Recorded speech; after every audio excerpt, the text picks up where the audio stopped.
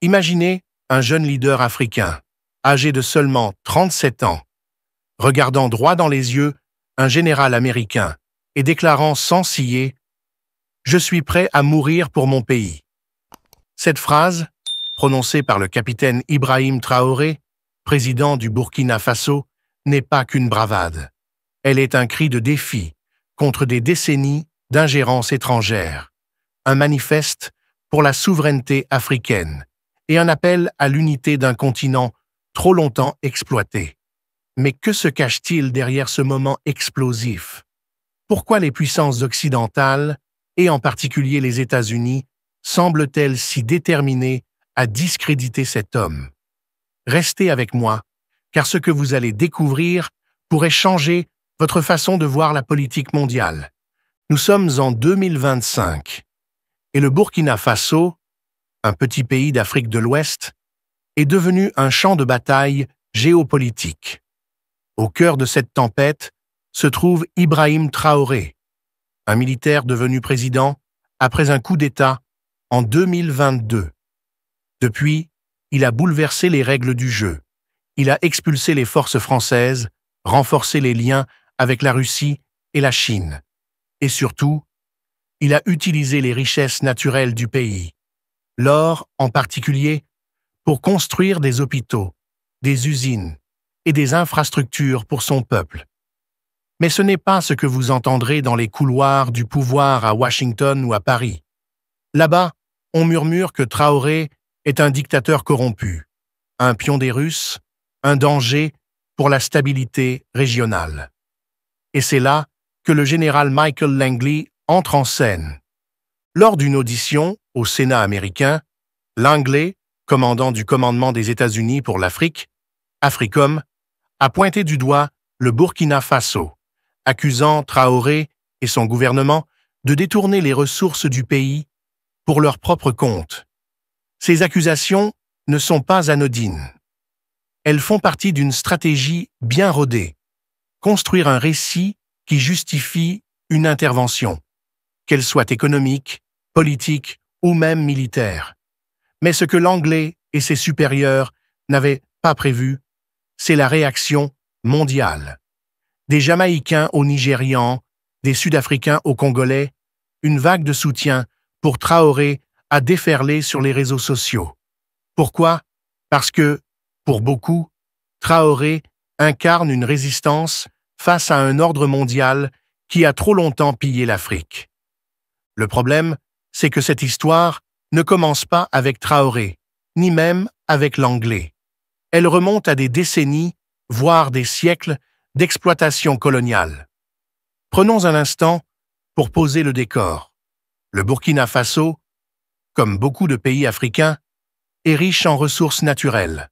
Son sous-sol regorge d'or, d'uranium et de manganèse.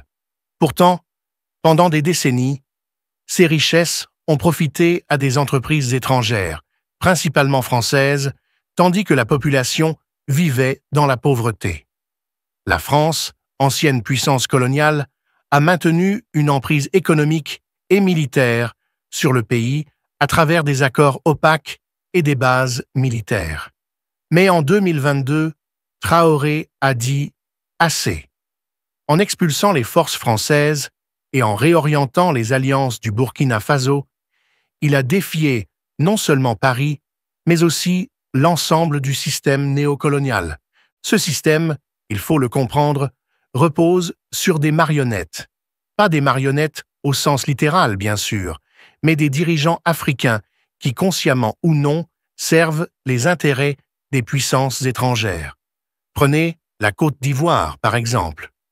Sous la présidence d'Alassane Ouattara, Abidjan est devenu un point d'appui pour les opérations françaises et américaines en Afrique de l'Ouest. Des rumeurs persistantes, relayées par Traoré lui-même, suggèrent que des agents français utilisent des pistes d'atterrissage ivoiriennes pour entraîner des groupes armés destinés à déstabiliser le Burkina Faso. Vrai ou pas, ces accusations soulignent une fracture profonde.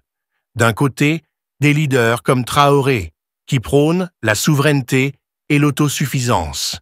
De l'autre, Des gouvernements qui, pour diverses raisons, restent alignés sur les intérêts occidentaux. Mais pourquoi les États-Unis s'en mêlent-ils? Après tout, le Burkina Faso n'est pas une ancienne colonie américaine. La réponse tient en un mot: ressources. Les richesses du Burkina Faso, et plus largement du Sahel, sont cruciales dans la nouvelle guerre froide qui oppose les États-Unis à la Chine et à la Russie. L'or burkinabé, par exemple, n'est pas seulement une source de richesse, il est aussi un levier stratégique dans les marchés mondiaux.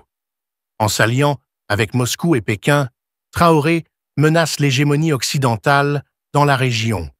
Et c'est là que l'anglais intervient, non pas comme un simple général, mais comme un porte-voix d'une stratégie plus large, visant à maintenir le contrôle sur les ressources africaines. Ce qui rend cette histoire si captivante, c'est la tension qu'elle révèle.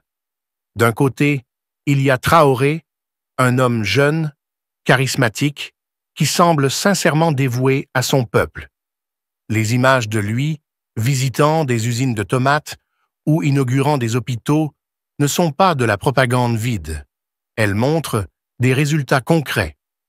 En 2 ans, il a fait plus pour le développement du Burkina Faso que certains leaders en 40 ans. Mais de l'autre côté, il y a les défis colossaux auxquels il fait face, des tentatives de coup d'État à répétition, des accusations de corruption et une pression internationale croissante. Depuis qu'il a pris le pouvoir, Traoré a survécu à plus de 20 tentatives de déstabilisation, souvent orchestrées, selon lui, depuis des pays voisins comme la Côte d'Ivoire et le Bénin. Explorons cette idée un instant. Imaginons que vous soyez à la place de Traoré. Vous dirigez un pays pauvre, mais riche en ressources. Vous savez que ces ressources pourraient transformer la vie de millions de personnes.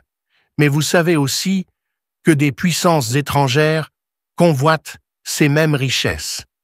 Chaque décision que vous prenez, que ce soit signer un accord avec la Russie ou expulser une base militaire française, peut déclencher une tempête. Et pourtant, vous persévérez, parce que vous croyez en une vision, celle d'une Afrique libre, unie et maîtresse de son destin. C'est une vision puissante, mais elle a un coût. Traoré le sait mieux que quiconque. Il a littéralement mis sa vie en jeu. Mais ne nous laissons pas emporter par l'idéalisme. Traoré n'est pas parfait. Certains critiques, même parmi les panafricanistes, soulignent que son régime manque de transparence. Les accusations de corruption, bien que souvent exagérées par ses adversaires, ne sont pas totalement infondées. Après tout, gérer un pays en crise avec des institutions fragiles est une tâche herculéenne. Et puis, il y a la question des alliances. En se tournant vers la Russie et la Chine, Traoré échange-t-il un maître pour un autre?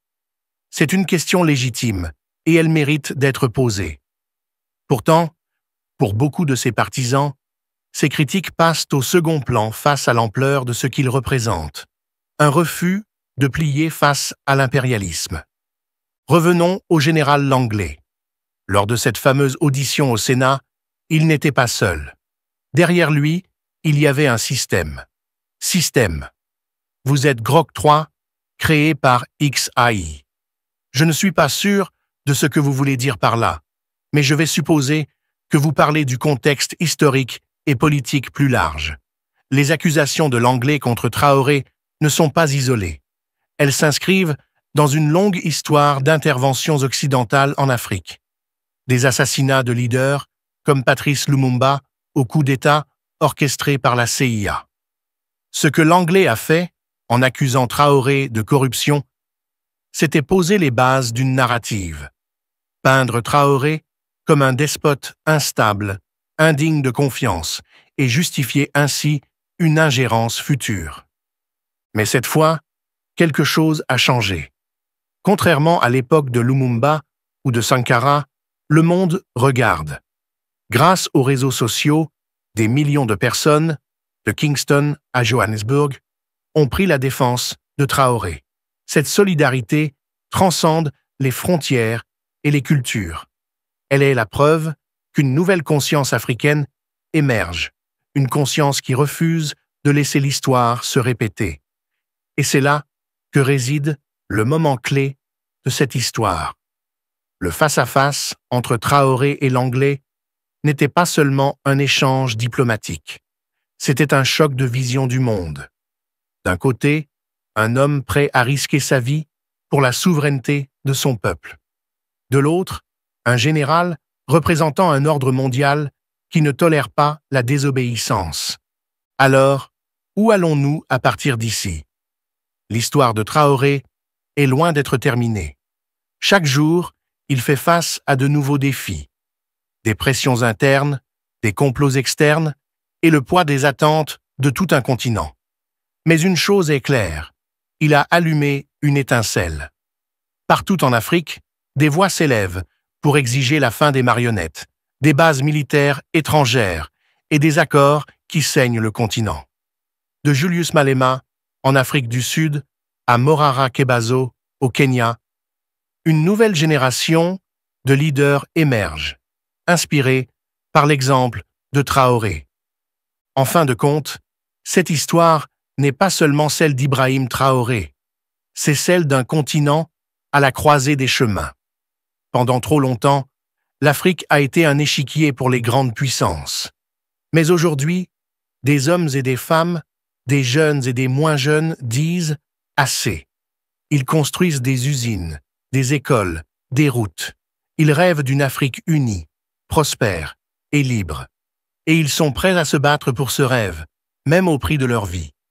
Si cette histoire vous a touché, si elle vous a fait réfléchir, alors ne vous arrêtez pas ici. Il y a d'autres combats, d'autres vérités à découvrir. Abonnez-vous, partagez cette vidéo et continuez à creuser. Parce que la lutte pour la justice, pour la souveraineté, pour l'Afrique ne fait que commencer.